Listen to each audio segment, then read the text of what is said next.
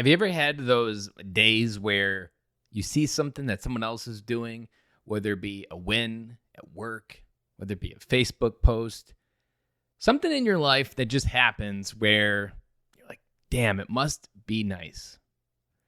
Those are the thoughts that can really take away a lot of the joy that you have throughout the day. One of those happened to me today. And so I thought that would be a good conversation to bring to you because it's something that it happens a lot out there in the real world, but it's not really acknowledged. And it's almost because we don't really have a safe place to say that we might feel jealous or that we might just feel like, man, I'm not doing enough. And it just creates a lot of negative thoughts and feelings inside. And this is one, as I've grown through my journey, it is something that I've always struggled with because there's always someone ahead of me where I'm trying to go. And honestly, if there's not someone ahead of me, then where am I going? So it has this struggle with, it's there, that there is a good idea that can come from it because if you're following someone, then you're learning and you're going and you have a destination. But then there's just the feeling of, wow, that kind of sucked. But there's also the reality that where I am at in my journey, there's probably someone out there that wishes they were where I was. But that's not the thing that we first think of. That's not the idea that we lead with. And that's not the one that we permeate throughout the day. I know in my corporate career, there was always these different moments where it was just like, not always a must be nice, like, what does that guy have that I don't? That was a common thought that I would often have. And it's one that doesn't really have a good answer because he's him, I'm me. The better question is, what am I not using in me that I could activate to be more me? Because I don't want to be him. I want to be me. And if I was him, I wouldn't be me. But that's not how our mind thinks. That's not how the Facebook algorithm shows us. That's not how the Instagram of our life is designed. But we don't often pause to really acknowledge this gap, this problem. And so don't compare your beginning to someone else's ending. Don't compare someone else's ending to your beginning. Everybody has a story. Everybody has a struggle. And the one thing that I've learned, and hopefully even opening up my life and telling you on honestly when days that I'm not having a good day or when I make a mistake, that you know that no matter how high you think someone is, no matter how much success you think someone has, they're always still going through something.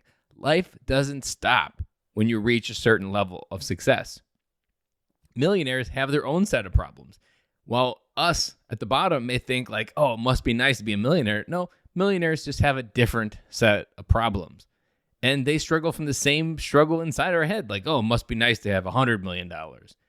That our mind doesn't really stop this game because once we get to where we say we need to be, it doesn't end. So I say all of this. A couple of reasons. One, I want you to be aware that this game is going on in your head. Two, I want you to realize that it's not true. That these are essentially soundtracks that repeat over and over.